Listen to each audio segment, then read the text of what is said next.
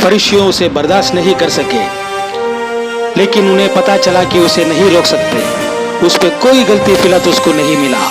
हेरोदेस उसे मार नहीं सका, मौत उसे ठहरा नहीं सका और कब्र उसे पकड़ नहीं सका। वही मेरा राजा है, यीशु, यीशु, यीशु।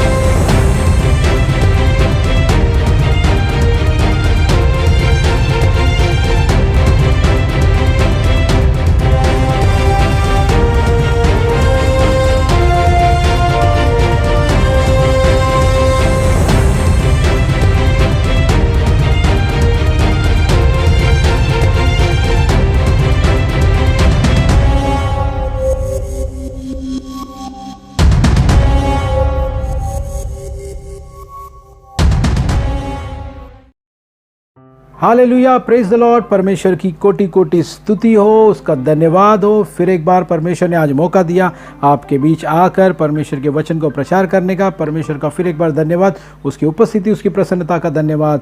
बाइबल कहती है पहले इतिहास की किताब उसकी 16वीं अध्याय उसकी 23वीं आयत में, हे समस्त पृथ्वी के लोगों, यहोवा का गीत गाओ, प्रतिदिन प्रतिदिन प्रतिदिन उसके किए हुए उद्धार का शुभ समाचार सुनाते रहो। तो बाइबल में लिखा है कि रोज उसका सुसमाचार सुनाते रहो।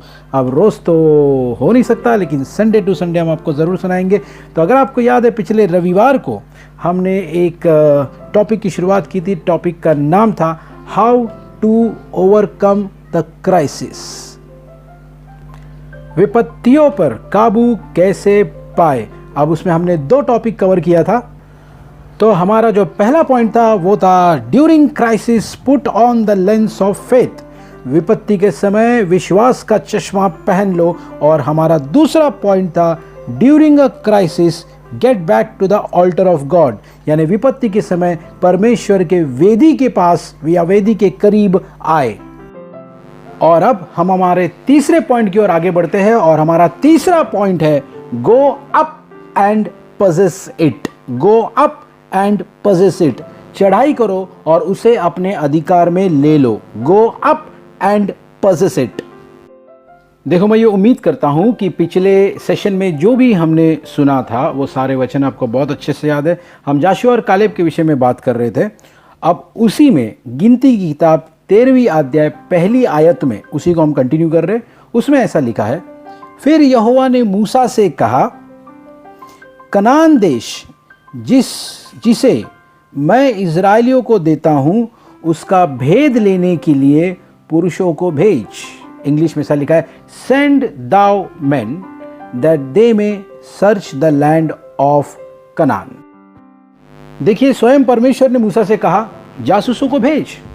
मूसा ने भेज दिया और जासूस जब वापस आए तो आपको पता है कि 10 लोगों ने क्या कहा और 2 लोगों ने क्या कहा। अब वो 10 लोगों की जो नकारात्मक कबूली थी, नेगेटिव रिपोर्ट थी, वो इतनी स्ट्रांग थी कि सारे के सारे इजराइल जो है वो 10 लोगों के साथ मिल गए। और उसकी वजह से क्या हुआ, एक पूरी की पूरी पीढ़ी कनान देश में नहीं गई और उसी जंगल में मर गई। अब ये सारी बातें सुनने के बाद आप में से कई लोगों के मनों में ये सवाल आ रहा होगा कि परमेश्वर ने आखिर इन लोगों को भेजा ही क्यों। परमेश्वर ने मूसा को ना परमेश्वर मूसा से कहते कि इन लोगों को भेज, ना वो जाते, ना वो गलत रिपोर्ट लेकर आते, ना इतने लोगों की मौतें होती। परमेश्वर ने आखिर मूसा से ऐसा कहा ही क्यों। तो मैं आपको साफ साफ बता देना चाहता हूँ कि ये बात या ये योजना परमेश्वर की नहीं थी। परमेश्वर की ये योजना थी ही नहीं कि लोग जाके भेद करें कनान देश को। क्यों और कैसे, तो इस बात का जो रहस्य है वो समझते हैं पहले कि हुआ क्या था। और अब इसकी गहराई को समझने के लिए हमें जाना पड़ेगा व्यवस्था विवरण की किताब उसकी पहली अध्याय में और उसकी 21वीं आयत में। देखो, जब इजरायली लोग कनान देश के करीब पहुंचे थे, उस वक्त मूसा ने उन सबको बुलाया और उन सबको बुलाकर एक बात कही, और वो बात कही जो परमेश्वर की एक्चुअल योजना थी, जो परमेश्वर का ओरिजिनल प्लान था, वो उसने कहा। और वो ओरिजिनल प्लान लिखा है 21वीं आयत में। और 21वीं आयत में ये लिखा है, मूसा लोगों से कहता है, देखो उस देश को तुम्हारा परमेश्वर, अब उस देश को यानी कनान को, तुम्हारा परमेश्वर यहोवा तुम्हारे सामने किए देता है। यानी परमेश्वर, ये जो कनान तुम दिख रहा है तुमको, परमेश्वर ने तुम्हारे हाथ में ये दे दिया है। इसीलिए अपने पितरों के परमेश्वर यहोवा के वचन के अनुसार उस पर चढ़ो और उसे अपने अधिकार में ले लो। न तो तुम डरो और न तुम्हारा मन कच्चा हो। इंग्लिश में, Behold, the Lord thy God had set the land before thee. Go up and possess it. Go up and possess it. आपको याद आ रहा होगा मैं क्यों ये बात रिपीट कर रहा हूँ। Go up and possess it as the Lord God of thy fathers has said unto thee. Fear not and neither be discouraged. ये परमेश्वर का ओरिजिनल प्लान था कि परमेश्वर लोगों से कहना चाह रहा था कि देखो ये कनान तुम्हारे सामने है, अभी जाओ इस पर चढ़ाई करो और इसको अपने अधिकार में ले लो, क्योंकि मैं परमेश्वर यहोवा तुम्हारे साथ हूँ। अब ये तो परमेश्वर का प्लान था, लेकिन लोगों के पास भी अपना प्लान था। अब देखो लोगों ने यानी इजराइलियों ने परमेश्वर को या मूसा को क्या जवाब दिया। व्यवस्था विवरण की किताब उसकी वही पहली आयत और उसकी 22 पहली अध्याय और 22वीं आयत। और तुम सब यानी सारे इजराइली मेरे पास आकर कहने लगे, यानी मूसा कहता है कि आप लोग मेरे पास आके कहने लगे, क्या कहने लगे, हम अपने आगे पुरुषों को भेज देंगे। यानी हम अपने आगे कुछ जासूसों को भेजेंगे। क्यों? जो उस देश का पता लगाकर हमको यह संदेश दे कि कौन सा मार्ग होकर चलना होगा और किस किस नगर में प्रवेश करना पड़ेगा। यानी इजरायली क्या कह रहे हैं कि हम लोग पहले ना एक सैंपल टेस्टिंग करेंगे। सैंपल टेस्टिंग का मतलब क्या होता है आपको पता है। देखो जब हम लोग किराने की दुकान में जाते हैं और वहाँ हमको मान लो कि भाई 50 किलो 100 किलो चावल ख़रीदना है, तो वो घर के औरतों की आदत होती है कि पूरा चावल एक साथ नहीं खरीदेंगे। भाई पूरा चावल एक साथ नहीं खरीदेंगे, पहले क्या करेंगे, वो किराने की दुकान वाले से ना एक आधा किलो पाव किलो लेकर आएंगे। बोले भैया हम इसको घर पे जाके पकाएंगे और अगर ये चावल सही रहा तो भैया मैं आपको फ़ोन करूँगी, फिर यही वाली गोनी भेजना मेरे को, बिल्कुल यही वाली गोनी। चावल का कलर और गोनी का कलर दोनों में कुछ भी चीज़ नहीं होना चाहिए, ठीक है। तो फिर वो लेडी जाती है, वो अपने घर में पकाती है, अगर उसको पसंद आया तो वो गोनी सेम टू सेम उसके घर पे आएगी। इसको कहते हैं सैंपल टेस्टिंग। इजरायली कुछ ऐसा ही करना चाह रहे थे और इसका नतीजा क्या हुआ ये तो आपको बहुत अच्छे से पता है। नतीजा वही हुआ जो परमेश्वर ने पहले से ही कह दिया था। जैसे ही वो लोग कनान देश को देखकर आए, उनकी बातें सुनकर ये लोग डर गए और निराश हो गए, इनका मन कच्चा हो गया और एक पूरी की पूरी पीढ़ी वहीं जंगल में नष्ट हो गई।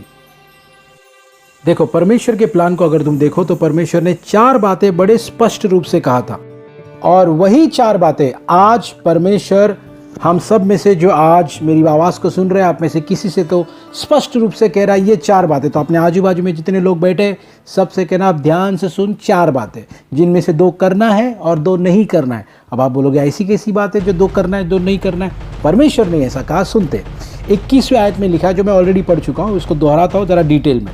तो 4 बातें। पहला, परमेश्वर ने कहा अपने पितरों के परमेश्वर यहोवा के वचन के अनुसार उस पर चढ़ाई कर। दूसरी बात, और उसे अपने अधिकार में ले लो। अब ये वो 2 बातें हैं जो परमेश्वर ने करने के लिए कहा। अब वो 2 बातें जो परमेश्वर ने कहा मत करो, और वो 2 कौन सी बातें हैं? आगे लिखा है, न तो तुम डरो और न तो तुम्हारा मन कच्चा हो। यानी ना तो तुम डरो और न तो तुम्हारा मन कच्चा हो, न तो तुम निराश हो। तो 2 बातें वो है जो आपको करना है और 2 बातें वो है जो आपको नहीं करना है। तो क्या करना है? चढ़ाई करो और अधिकार में लो। Go and possess it, go and possess it. देखिए, आप में से कोई तो अपने कनान, अपने प्रॉमिस लैंड के एकदम नजदीक आके खड़ा है। अपने जीवन में परमेश्वर का आज उसके लिए संदेश है, गो एंड possess इट। लेकिन एक वार्निंग है। बाहर के इस कनान पे चढ़ाई करके आप तब तक अधिकार नहीं जमा पाओगे जब तक कि आपके भीतर का भय और भीतर की निराशा पे चढ़ाई करके आप उस पर अधिकार ना जमा लो। देखिए, इजरायली मिस्र देश से निकले, रास्ते में बहुत सारे तकलीफ़ें हुई, लाल समंदर भी आया, कई बार पानी की तकलीफ़ हुई, कई बार खाने की तकलीफ़ हुई। सब कुछ आगे बढ़ाते बढ़ाते यहाँ तक पहुँचे कि अब उनका वाचा का देश एकदम करीब है, लेकिन बीच में आ गया डर और निराशा। और इस डर और निराशा जिसका कोई अस्तित्व नहीं है, जो दिखता नहीं है, डर और निराशा का कोई शहर नहीं है, कोई दीवार नहीं है, लेकिन फिर भी वो है। और उसके कारण, सिर्फ डर और निराशा के कारण वो इतने नज़दीक आकर भी नहीं पहुंच पाए। इसी डर और निराशा ने उनको ऐसा बना दिया था कि जो कुछ नकारात्मक संदेश उन जासूसों ने दिया, इन्होंने ले लिया, इन्होंने एक्सेप्ट कर लिया। और बाइबल बताती है वो रात भर रोने लगे और परमेश्वर के खिलाफ बातें करने लगे। और इसी कारण नतीजा क्या हुआ? इतने करीब आने के बाद भी वे अपने प्रॉमिस लैंड, दूध और मधु से बहने वाले देश में पहुंच नहीं पाए। क्यों? डर और निराशा।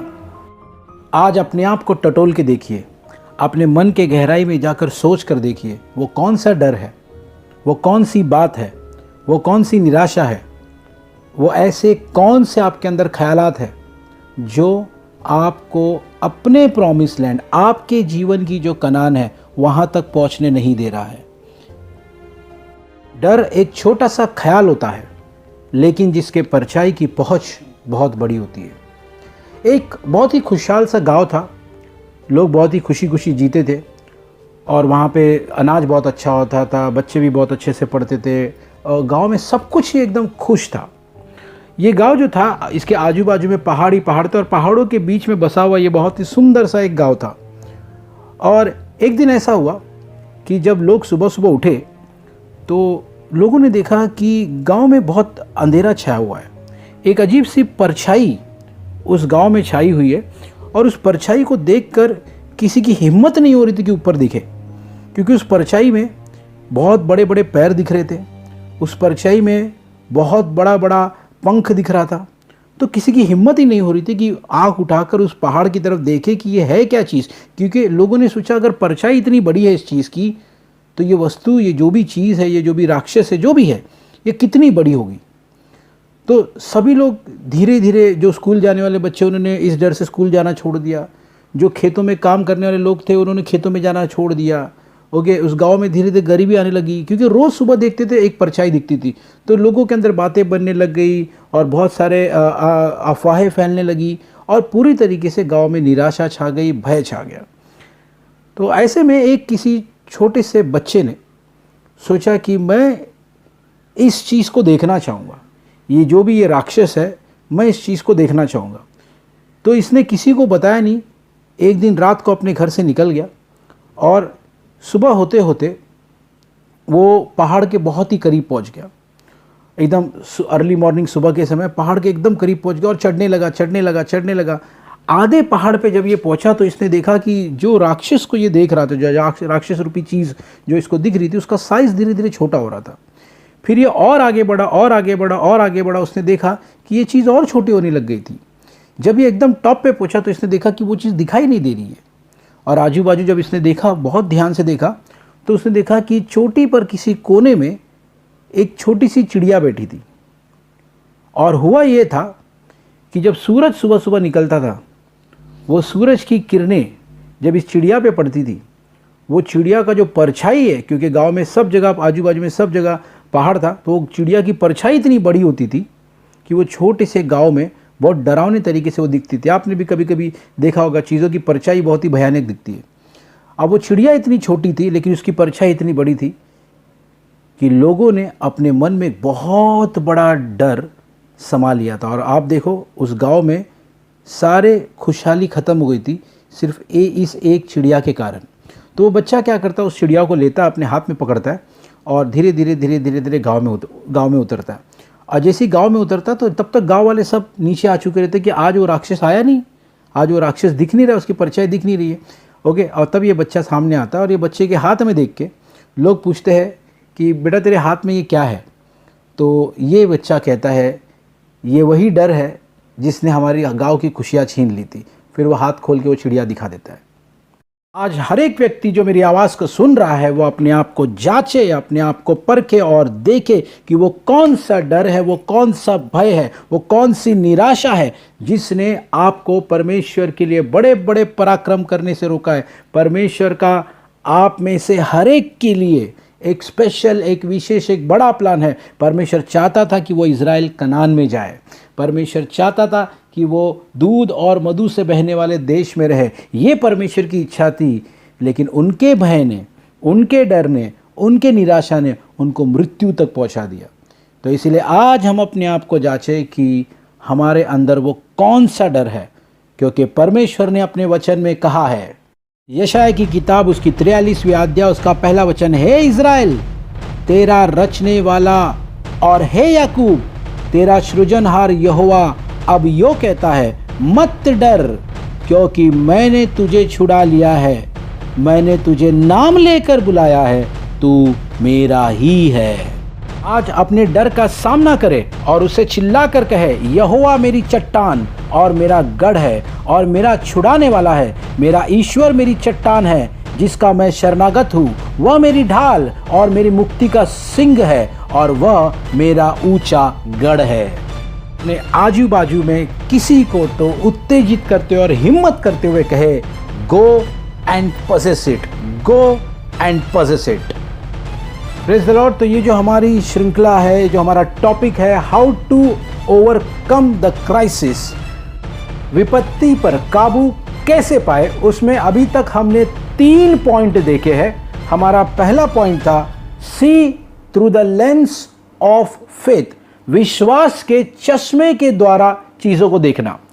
और हमारा दूसरा पॉइंट था कम near the altar of God, परमेश्वर के वेदी के समीप या वेदी के करीब आए। और हमारा तीसरा पॉइंट था गो एंड पजेस इट, चढ़ाई करो और अपना अधिकार जमा लो। और अब हम हमारे चौथे और आखिरी पॉइंट की तरफ आ रहे, और हमारा चौथा पॉइंट है, बड़े ध्यान से सुनना, ये आखिरी बात है। हमारा चौथा पॉइंट है be a person of another spirit, be a person of another spirit, एक और ही आत्मा के व्यक्ति बनो, एक अलग ही आत्मा के व्यक्ति बनो।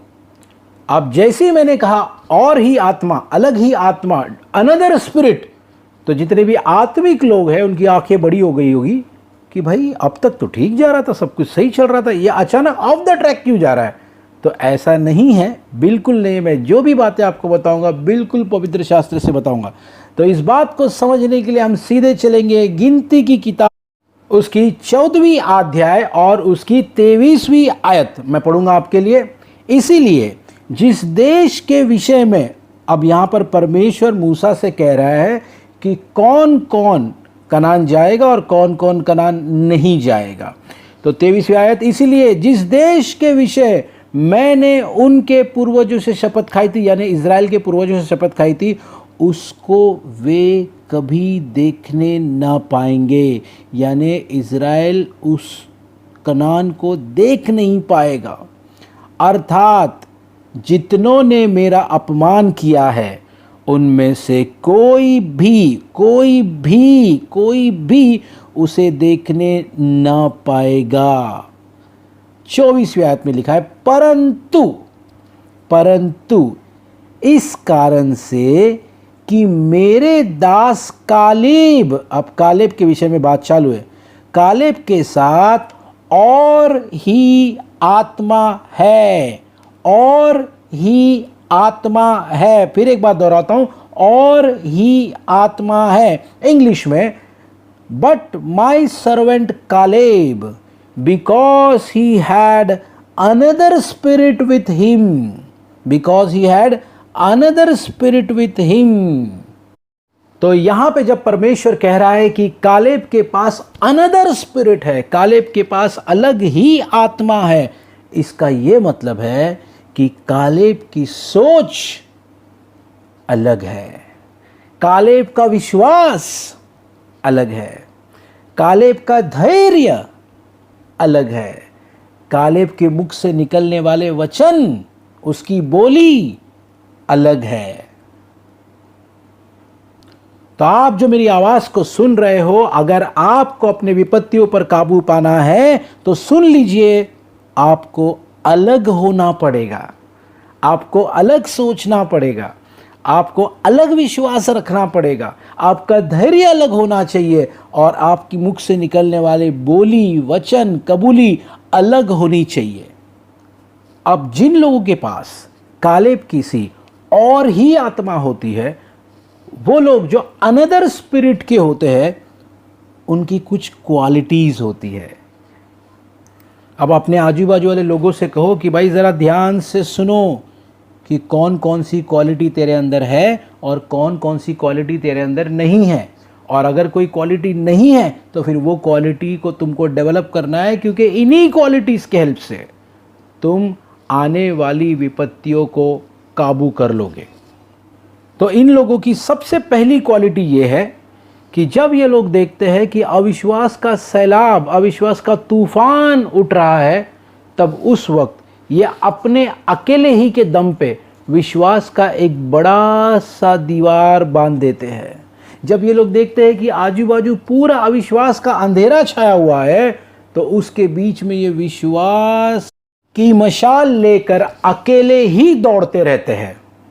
देखिए, जब सारे जासूस ये कह रहे थे कि कनान के निवासी बड़े बलवान हैं, वहाँ के नगर गढ़ वाले हैं और बहुत बड़े हैं, और वहाँ अनाक वंशीय है, हम उन पर चढ़ाई नहीं कर सकते, हम उनसे हार जाएंगे, हम उनकी नज़र के सामने टिड्डियों के समान है। जब अविश्वास का ये अंधेरा लोगों के सामने पूरी प्रजा को अपने काबू में कर रहा था, देखो उस वक्त कालेब ने प्रजा के विश्वास को फिर एक बार बढ़ाने के लिए क्या कहा। गिनती की किताब उसकी 13वीं अध्याय उसकी 30वीं आयत पर कालेब ने मूसा के सामने प्रजा के लोगों को चुप कराने की मनसा से कहा। क्या कहा? हम अभी चढ़ के उस देश को अपना कर ले, क्योंकि निस्संदेह हम में ऐसा करने की शक्ति है। देखो, कालेब उस मरते हुए शरीर में जान डालने की कोशिश कर रहा है। सबका विश्वास वहाँ मरते जा रहा है और कालेब कह रहा है हम अब भी चढ़ाई करेंगे, हम उसे हासिल कर लेंगे और हम में ऐसा करने का निस्संदेह शक्ति है। तो जब कोई असली दुनिया में ऐसा बात करे, असली ज़िंदगी में अगर किसी के मुंह से ऐसे सिचुएशन में ये बात निकले, तो लोग कहेंगे ये पागल है, ये बददिमाग है, ये सरफिरा है, ये ओवर है। लेकिन परमेश्वर कहता है उसके पास और ही आत्मा है, ही हैज़ अनदर स्पिरिट। तो अब ये अनदर स्पिरिट वाले लोगों का दूसरा क्वालिटी ये है, they have a different vision, they have another vision. इनका दर्शन बाकी लोगों से अलग होता है, इनका दर्शन बाकी लोगों से काफ़ी बड़ा होता है।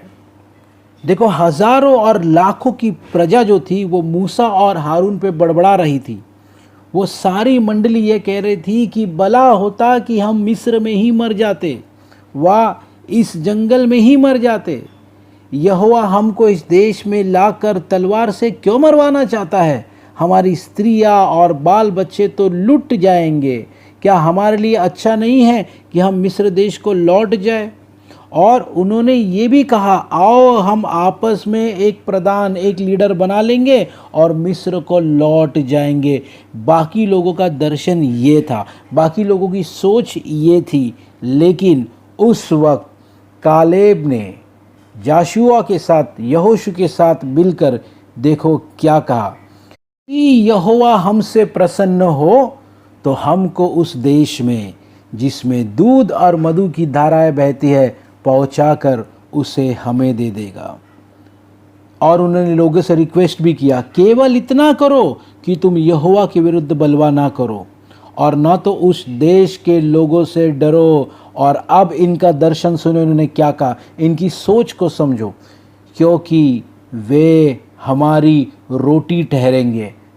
मतलब हाँ वे लोग दानव होंगे, हाँ वे लोग राक्षसों के समान होंगे, लेकिन जितनी आसानी से हम रोटी दांतों के बीच दबा के चबा लेते हैं उतनी ही आसानी से हम उनका भी नाश कर देंगे। लेकिन सबसे सीरियस बात जो बाकी लोगों ने नहीं देखा जबकि इन लोगों ने देख लिया वो ये है, इन्होंने आगे कहा, छाया उनके ऊपर से हट गई है। यानी उनका प्रोटेक्शन, उनका डिफेंस परमेश्वर ने उनसे उठा लिया है। देखिए, कोई भी कंट्री कितना भी अमीर हो, उसके नागरिक इसीलिए सेफ फील करते हैं क्योंकि उस पूरे देश के बॉर्डर पे उस देश के सैनिक दिन और रात तैनात होते हैं। अब ज़रा सोच के देखिए, किसी देश के सैनिकों ने सोचा नहीं भाई अभी हम दिन रात काम नहीं करेंगे, अभी हम लोग सब जो है लॉन्ग वेकेशन पे जाना चाहते हैं, और ये सब लोग चले गए, तो क्या होगा? अब क्योंकि उस देश का प्रोटेक्शन निकल चुका है, अब किसी भी तरीके से किसी भी तरफ से कोई भी दुश्मन अटैक कर सकता है। अब वो पूरा कंट्री, पूरा नेशन ओपन टू अटैक हो चुका है। और यही बात इस अलग आत्मा, अनदर स्पिरिट वाले कालेब ने जान लिया था। यहोवा परमेश्वर ने इन कनान वासियों के इर्द गिर्द जो डिफेंस था, जो प्रोटेक्शन था, उसको हटा दिया था। यानी अब ये कनानवासी ओपन टू अटैक है। इसीलिए उसने कहा कि ये लोग हमारे लिए रोटी के समान हैं। तो आए आप अभी इसी वक्त परमेश्वर से, पवित्र आत्मा से मांगे कि कालेब की तरह एक ऐसा अलग आत्मा दे जो आपको ऐसी दर्शन दे कि आप विपत्ति में भी अपॉर्चुनिटी को ढूंढ लो, कैलामिटी में भी अपॉर्चुनिटी को ढूंढने की नज़र आपको पवित्र आत्मा दे। और जो तीसरी क्वालिटी है इन लोगों की वो ये है, दे टेक बिग रिस्क्स। ये लोग बड़ी चुनौतियों का सामना करने के लिए तैयार रहते हैं। देखो, कहानी की तरह इस बात को पढ़ने के लिए हमें बड़ा आसान लगता है, लेकिन असलियत में उस समय कालेब ने एक बहुत ही बड़ा रिस्क उठाया था पूरे मंडली के खिलाफ जाकर। और इसका नतीजा ये हुआ था कि गिनती की किताब 14:10 में ये लिखा है, तब सारी मंडली चिल्ला उठी, कालेब के खिलाफ चिल्ला उठी कि इनको पत्थरवा करो, यानी इनको पत्थर से मार दो। कालेब को पत्थर से मारने के लिए पूरी मंडली तैयार हो चुकी थी, लेकिन कालेब ने एक बहुत बड़ा रिस्क उठाया था, अपनी जान को दांव पे लगा दिया था, यहाँ तक कि परमेश्वर को वहाँ उतर के आना पड़ा था। वहाँ लिखा है, तब यहोवा का तेज सब इजराइलियों पर प्रकाशमान हुआ। यानी जब लोगों ने पत्थर उठाया कालेब को मारने के लिए, वहाँ पर स्वयं परमेश्वर को आना पड़ा उसे प्रोटेक्शन देने के लिए। तो क्यों उठाया कालेब ने इतना बड़ा रिस्क? क्यों उसने अपने जान को जोखिम में डाल दिया? जवाब यह है, he is made of another spirit. वो और ही आत्मा का बना हुआ है। तो आज जब पूरा संसार विपत्तियों में डूबा हुआ है, लोगों को अपना फ्यूचर डार्क नज़र आ रहा है, ऐसे समय में परमेश्वर के सिंहासन से निकला हुआ ये वचन, परमेश्वर का पवित्र आत्मा आपको अपने वचन से उभारे, बनाए, बिल्टअप करे और आप अपने जीवन में नई नई बातों को एक्सपीरियंस करो, नए नए चैलेंजेस को पूरा करो, नए नए और बड़े बड़े रिस्क को उठाकर उनको आप एकम्प्लिश करो। यही मेरी प्रार्थना है परमेश्वर से। तो फिर एक बार मैं आपको सारी बातें दोहरा देता हूँ, रिवाइज करवा देता हूँ। ये बातें याद रखना, 4 अल्फ़ाबेट SCGB। SCGB। पहला, see through the lens of faith, विश्वास के चश्मे के द्वारा देखिए। दूसरा, come near the altar of God, परमेश्वर की वेदी के पास आए। तीसरा, G, go and possess it, जाकर चढ़ाई करो और उस पे उसको अपने अधिकार में ले लो। और चौथा, be a person of another spirit, और ही आत्मा के, अलग ही आत्मा के व्यक्ति बनो। परमेश्वर इस वचन से आपको एक नई दिशा, एक नया डायरेक्शन, एक नया होप दे, जैसे कि वचन में लिखा है। भजन संहिता की किताब उसकी 31वीं अध्याय उसकी 24वीं आयत में, हे यहोवा पर आशा रखने वालों, हियाव बांधो और तुम्हारा हृदय दृढ़ रहे। Be of good courage and he shall strengthen your heart, all you that hope in the Lord. आमीन। परमेश्वर आपको इस वचन से आशा और शांति दे। आमीन। Hi, praise the Lord. This is Moses Michael from Glory to Glory Ministries, Mumbra. आशा करते हैं कि परमेश्वर के वचन ने आपसे बात की और परमेश्वर की आत्मा ने आपको स्पर्श किया, क्योंकि बाइबल में लिखा है यशायाह की किताब 55:11 में, उसी प्रकार से मेरा वचन भी होगा जो मेरे मुख से निकलता है, वह व्यर्थ ठहर कर मेरे पास न लौटेगा, परंतु जो मेरी इच्छा है उसे वह पूरा करेगा, और जिस काम के लिए मैंने उसको भेजा है उसको वो सफल करेगा। If the word of God has touched you, kindly do forward it to others, do share it to others. As I always say, freely you receive, freely you give.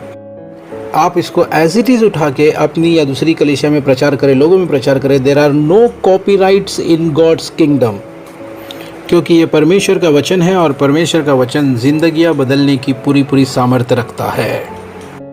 Thank you and God bless you.